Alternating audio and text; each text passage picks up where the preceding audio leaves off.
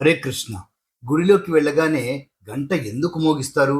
ఆ దైవ రహస్యం ఏంటో తప్పక తెలుసుకోవాల్సిందే. హిందూ సాంప్రదాయంలో గుడికి వెళ్ళినప్పుడు గంట మోగించడం అనేది ఒక ముఖ్యమైన ఆచారం.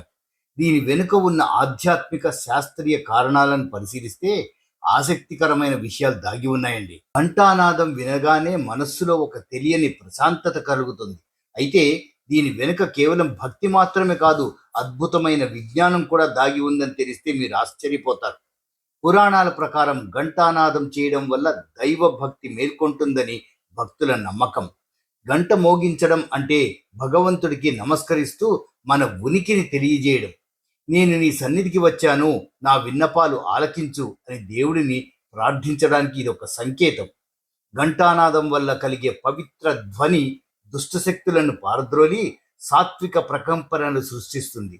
శాస్త్రీయ కోణం సైంటిఫిక్ రీజన్గా చూస్తే దేవాలయ గంటలను క్యాడ్మియం, సీసం అంటే మెర్క్యూరీ, రాగి, జింక్, నికెల్, క్రోమియం, మ్యాంగనీస్ వంటి లోహాల శాస్త్రీయ మిశ్రమంతో తయారు చేస్తారు.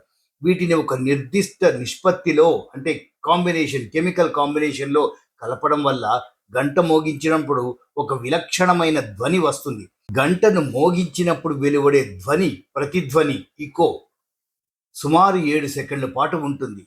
ఈ ధ్వని తరంగాలు మన మెదడులోని ఎడమ కుడి భాగాలను ఏకం చేస్తాయి.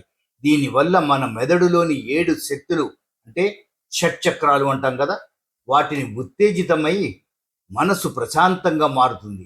ఈ శబ్దం మనస్సులోని అస్తవ్యస్తమైన ఆలోచనలను దూరం చేసి భక్తుడిని ధ్యాన స్థితిలోకి తీసుకెళ్తుంది.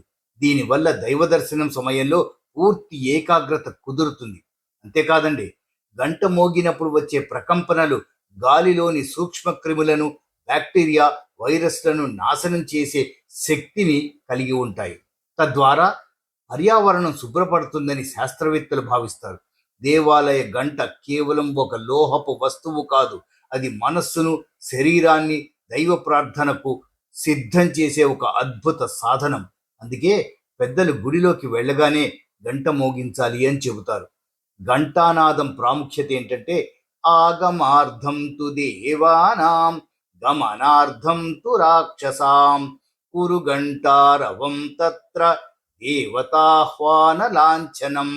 అంటే దైవశక్తిని ఆహ్వానిస్తూ అసుర శక్తులను వెనక్కి పంపుతూ చేసే ప్రక్రియ ఈ ఘంటానాదం. హరే కృష్ణ.